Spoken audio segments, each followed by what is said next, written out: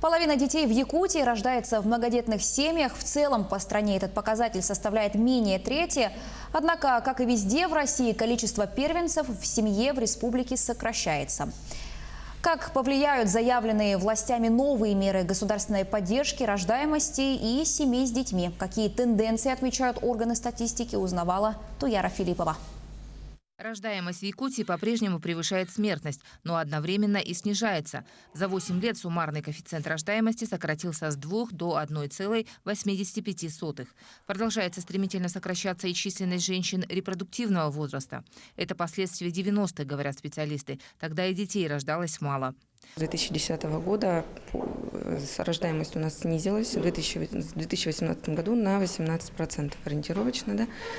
Также стоит отметить, что увеличился возраст матери на 1 год, также по сравнению с 2010 годом. То есть если в 2010 году женщины рожали в 20-29 лет больше, то в 2018 году уже возраст составил 30-44. Стало больше и многодетных семей, притом рожали не только третьих, но и четвертых. Как говорят демографы, немаловажную роль в этом сыграли меры государственной поддержки.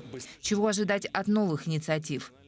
Спрогнозировать резкое увеличение числа рождений, конечно, очень сложно, но я хочу сказать, что, безусловно, реакция будет, но она будет, как это и традиционно, непродолжительной. То есть вот в первый год-два, конечно, будет реакция, и вот мы можем, если сопоставим с показателями 2007 года, когда рождаемость у нас выросла практически на 10%, здесь тоже, наверное, мы можем ожидать увеличение рождений, хотя структурный фактор сейчас играет, конечно, в отрицательную сторону.